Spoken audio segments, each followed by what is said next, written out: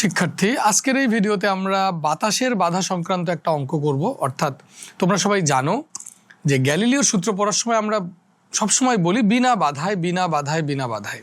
বিনা বাধায় একটা বস্তু যখন পড়ে তখন কি হয় আমরা সবাই জানি। বিনা বাধায় যখন একটা বস্তু উপর থেকে নিচে পড়ে তখন সেই বস্তুর ত্বরণ হয় 9.8 মিটার পার সেকেন্ড স্কোয়ার, অর্থাৎ অভিকর্ষ ত্বরণ পৃথিবীতে। কিন্তু যদি বাধা থাকে তাহলে কি হবে? গ্যালিলিওর সূত্রে কিন্তু বাধার কথা বলা নাই, বলছে বিনা বাধায়। কিন্তু অঙ্কে যদি বাধা দিয়ে দেয়, ধরো বাতাসের বাধা দিয়ে অঙ্ক দিল, বাতাসের মধ্যে দিয়ে একটা বস্তু পড়ছে, একটা বাতাসের মধ্যে দিয়ে যখন একটা বস্তু পড়বে তখন ওখানে বাতাস ওই বস্তুর গতিকে কিন্তু বাধা দিবে। তখন কিন্তু বস্তুর ত্বরণ আর 9.8 হবে না। তখন বস্তুর ত্বরণ কেমন হবে? তো ধরো অঙ্কটা আগে আমরা একটু দেখি। বলছে একটি বস্তুর ভর 20 কেজি, একটা বস্তুর ভর 20 কেজি, বস্তুটি নিচে পড়ার সময়, বস্তুটা নিচে পড়ছে, নিচে পড়ার সময় বাতাসের বাধা 30 নিউটন। বস্তুটা যখন নিচের দিকে পড়ছে তখন বাতাসের বাধা 30 নিউটন। তাহলে বস্তুটি কত ত্বরণে পড়বে? দেখো, বাধা না থাকলে কিন্তু আমরা জানতাম বস্তুটা ত্বরণ হবে 9.8। বাধা না থাকলে যদি বায়ুশূন্য স্থানে একটা বস্তু ওপর থেকে নিচে পড়ে তাহলে সেই বস্তুর ত্বরণ হবে 9.8। কিন্তু বাতাসের বাধা থাকলে কি হবে সেটা আমরা করব। তাহলে আমরা ধরো এটা বাতাস, বায়ুমণ্ডল আঁকছি।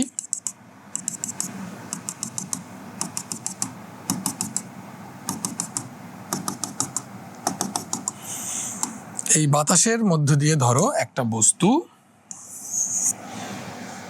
এই বস্তুটার ভর হচ্ছে 20 কেজি। দেখো 20 কেজি ভরের একটা বস্তু নিচে পড়ছে। এখন বলো তো নিচে কেন পড়ছে? একটা বস্তুকে ছেড়ে দিলে কেন নিচে পড়ে? কারণ বস্তুর ওজনটা ক্রিয়া করে নিচের দিকে।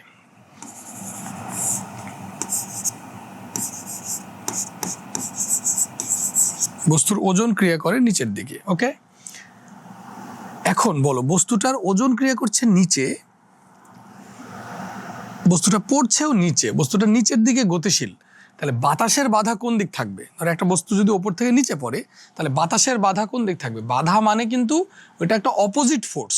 অর্থাৎ বস্তু যেহেতু নিচে পড়ছে তাহলে বাতাসের বাধাটা থাকবে ওপরের দিকে। এই বাতাসের বাধাকে আমরা প্রকাশ করলাম FA দ্বারা। কেন FA দ্বারা প্রকাশ করলাম? ধরো বাতাসের বাধা, এটা তো বাধা মানে তো একটা বল, তাহলে বল মানে F। এটা বাতাস বোঝাতে আমি নিচে A লিখে দিলাম, এতে হচ্ছে AR। তাহলে FA হচ্ছে বাতাসের বাধা, যার মান 30 নিউটন। এইবার বলো এই বস্তুর ওপর নিট বল কত? নিট বলটা কিন্তু খুব গুরুত্বপূর্ণ। নিট বলের সূত্র হচ্ছে সামনের দিকে ক্রিয়াশীল বল মাইনাস পেছনের দিকে ক্রিয়াশীল বল। আর সামনের দিক মানে হচ্ছে বস্তু যেদিক যাচ্ছে সেই দিক। তাহলে এখানে দেখো এই ওজন চাচ্ছে বস্তুকে নিচে নামাতে, আর বাতাসের বাধা চাচ্ছে বস্তুকে ওপরে তুলতে, মানে বাধা দিচ্ছে, ওপরে টেনে ধরছে, নিচে যেতে দিতে যাচ্ছে না। তাহলে অবশ্যই F নিট হবে W মাইনাস FA। অর্থাৎ ওজন চাচ্ছে বস্তুকে নিচে নামাতে, FA সেটা চাচ্ছে না। তাহলে ওজন থেকে FA বাদ দিয়ে দাও, যেটুকু থাকে ওইটুকুই আমার নিট বল। এবার নিট বলের জায়গায় হবে MA। MA সমান ডাব্লুর জায়গায় বসবে mg, ওজন mg মাইনাস বাতাসের বাধা FA। এবার আমাকে ত্বরণ বের করতে হবে। তাহলে ত্বরণ A সমান হবে mg minus FA by m। এটুকু সবাই বুঝছো? নিট বল সমান W মাইনাস FA, নিচের দিকে বল মাইনাস ওপরের দিকে বল। বস্তু নিচে নামছে তাই এটা সামনের দিক, আর ওপরের দিকটা পেছনের দিক। তাহলে W মাইনাস FA, F নিটের জায়গায় সবসময় MA বসে, MA। তাহলে এর সমান হবে mg minus FA by m।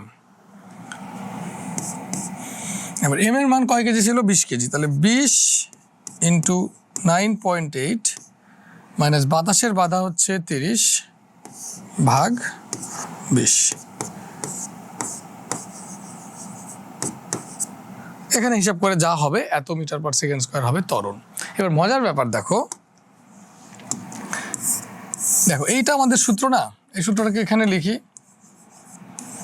MA সমান mg মাইনাস FA। একটু চিন্তা করো তো, এই অঙ্কে তো বাতাসের বাধা ছিল। যদি বাতাসের বাধা না থাকতো তাহলে কি হতো? ধরো এই অঙ্কে বাতাসের বাধা নাই, তাহলে কি হতো? বাতাসের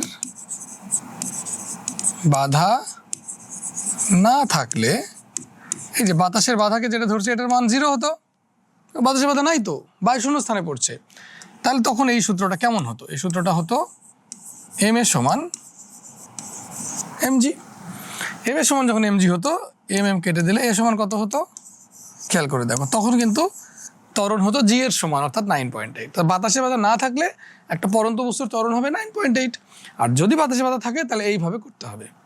আশা করি অঙ্কটা সবাই বুঝতে পারছো, খুবই মজার এবং ইম্পর্টেন্ট অঙ্ক কিন্তু।